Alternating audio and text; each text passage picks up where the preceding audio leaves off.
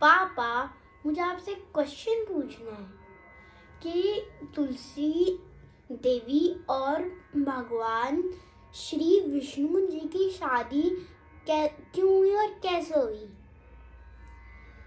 वाह, बहुत सुंदर आपने पूछा। ये प्रश्न आपका एक पापा से है या एक पंडित जी से है? पंडित जी। पंडित जी से है तो पंडित जी आपको पंडित जी की तरह उत्तर देंगे, है ना।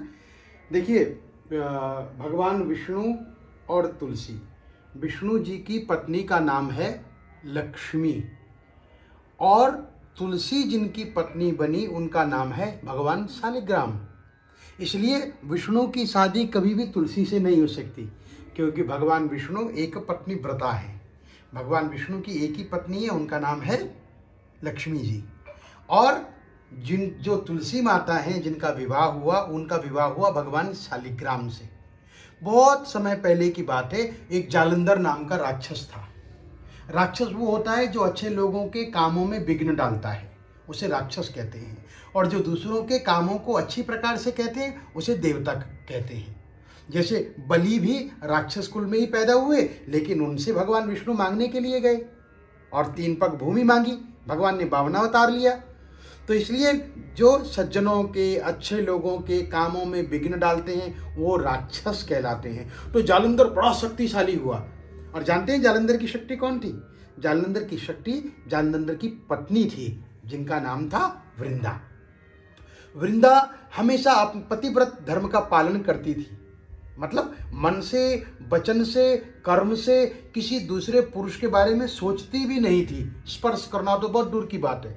और जब भी जालंधर युद्ध करने के लिए जाता, चाहे देवताओं से संग्राम करता या अपने शत्रुओं से संग्राम करता, तभी भी उनके संग्राम के समय में वृंदा व्रत लेकर के भगवान की आराधना पूजा किया करती, अपने पति की विजय की कामना के लिए। एक समय की बात है, जब जालंधर ने देवताओं के साथ युद्ध किया, इंद्र आदि देवता जब बहुत परेशान हो गए, भगवान शिव के पास गए और शिव विष्णु के पास गए। तो उन्होंने कहा इस समस्या का समाधान तो विष्णु जी के ही पास है। तो भगवान विष्णु ने जालंधर का रूप धारण किया। जालंधर तो युद्ध कर रहा था, पर भगवान विष्णु वृंदा के पास पहुंच गए। पति की विजय की सूचना, समाचार प्राप्त करने के बाद वृंदा जल्दी से एक आरती की थाली लेकर के आती है और उस आरती की थाली से अपने पति का आराधन करती है, निराजन करती हैं। और उस आरती से जैसे ही पूजा करती हैं, अपने पति समझ करके भगवान विष्णु के चरणों का स्पर्श करती हैं और उनके शरीर का स्पर्श करती हैं, आलिंगन करती हैं। बस उनका पतिव्रत धर्म टूट जाता है। क्योंकि वो हमेशा संकल्प करती थी, जब भी भगवान की आराधना करती तभी वो संकल्प करती कि यदि मैंने मन, वचन, कर्म से किसी पर पुरुष का स्पर्श ना किया हो तो मेरा पति हमेशा विजय प्राप्त करके लौटे और मेरे सौभाग्य की रक्षा हो। तो क्योंकि वो सती थी तो उनके सौभाग्य की रक्षा भगवान करते थे। योगक्षेमम वहाम्यहम भगवान का संकल्प है, एग्रीमेंट है। अगर आप मेरे रास्ते पर चलोगे तो मैं तुम्हारी रक्षा करूंगा। तो जब भगवान विष्णु का स्पर्श करती है तो एकदम चौंक जाती है कि ये मेरे पति का स्पर्श नहीं है, ये मेरे पति का शरीर नहीं है। तो वृंदा ने कहा तुम बताओ कौन हो, तुमने मेरे साथ छल किया है। तो भगवान विष्णु तुरंत अपने स्वरूप में आ गए। उन्होंने कहा विष्णु तुम बड़े निष्ठुर हो, तुम बिल्कुल पत्थर हो, जाओ तुम पत्थर बन जाओ, परंतु तुमने मेरा सतीत्व भंग किया है। उधर युद्ध में जालंधर परास्त हो गया और मारा गया। अब भगवान का श्राप, सती का श्राप भगवान के लिए खाली नहीं जा सकता था।